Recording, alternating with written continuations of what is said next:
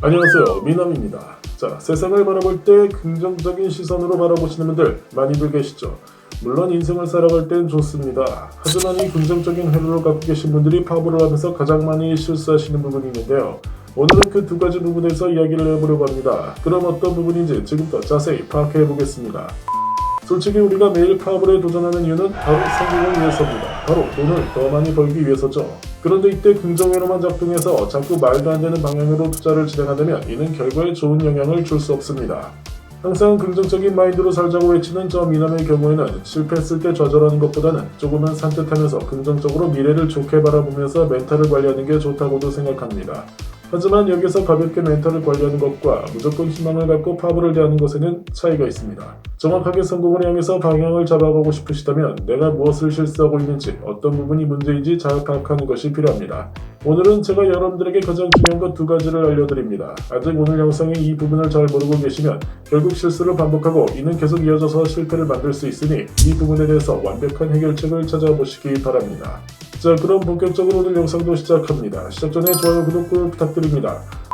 그럼 가장 먼저 살펴볼 것은 바로 착각하는 것입니다. 파업을 하면서 어떤 부분에 대해서 착각을 한다는 것일까 궁금하실 겁니다. 다른 구간을 분석해서 수익이 나면 마치 이미 수익이 난 것처럼 착각해서 파벌 베팅을 하는 것을 말합니다. 자, 이것이 문제인데요. 아마 지금 많은 분들이 나를 말하는 건가 라고 생각하실 만큼 해당되는 분들이 많습니다. 이렇게 억지로 된 방법을 사용하시는 것은 좋지 않은 방법입니다.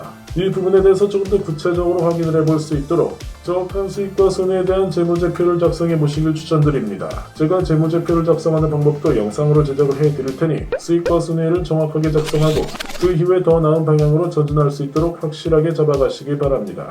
파업을 할 때 가장 중요한 것 중 하나가 바로 현실 파악입니다. 무조건 자신감에 다 잘 될 거야, 이렇게 하면 되겠지 하는 막연한 생각으로 진행하시면 안 됩니다. 많은 분들을 보면 구간을 분석하면서 이 구간만 금조를 잘해서 먹으면 3턴에 얼마다 이렇게 계산을 합니다. 예를 들어서 만약에 현재 20만원 투자로 10만원을 먹었는데 나머지 10을 더 먹기 위해서 강승부 구간에서 3업치를 한다면 어떻게 될까요? 실제로 그 구간을 먹고 나서 수익률을 계산해야 하는데 이미 어차피 먹을 거니까 라고 생각하고 수익이네 이렇게 마음을 먹게 되면 순간 긴장이 느슨하게 풀린다는 말입니다. 이런 실수를 하는 사람이 있냐고 하실 수 있지만 실제로 많이 계십니다.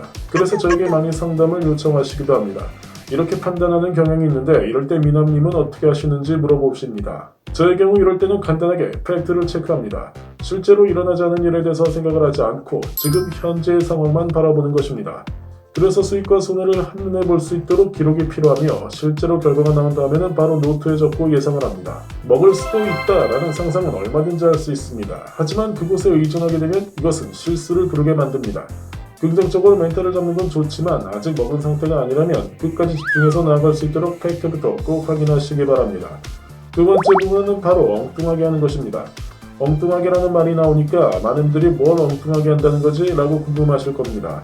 분석법이 자꾸 틀려서 메인 잡는 것이 어렵다면 이때 개선을 해야 하는데 그렇지 않고 금조가 잘못되었다고 생각하시는 경우가 해당됩니다. 분석법이 틀려서 베팅이 잘못된 것이라서 이는 구간 0점이 잘 안 잡히는 것입니다.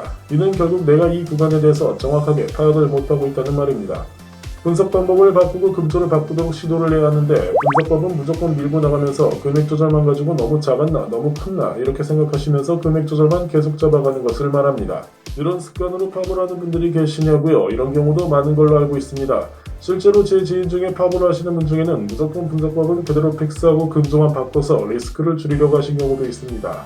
솔직히 금조법도 중요한 건 맞습니다. 어떤 구간인지도 중요하지만 내가 얼마를 베팅할지에 따라서 결과가 달라지기 때문입니다. 구간 자체에 대해서 제대로 파악할 줄 모르면서 엉뚱하게 분석법을 가지고 간다면 그 구간을 100% 잡긴 어렵습니다. 그것은 곧 100% 실패율을 가져온다는 의미입니다. 이러한 경우 그 다음에 금조법을 하는 것이 무슨 효과가 있을지 생각해 보시기 바랍니다. 따라서 제일 먼저 0점 잡기가 잘못되었다면 가장 먼저 생각해 봐야 할 것은 금조가 아니라 분석법이 잘못된 건 아닌지 고민해 봐야 합니다. 현재 상황을 잘 파악하고 구간에 대한 0점과 파악을 잘할 수 있도록 대처하시면서 그에 맞게 진행해 나가시기 바랍니다. 영상은 영상일 뿐입니다. 인터넷 강의 좋지만 궁금하거나 이해 안 되는 건 저한테 카톡으로 꼭 물어보고 배워가십시오. 그게 다른 사람보다 한 발자국 더 가는 길입니다. 이상 미남이었습니다.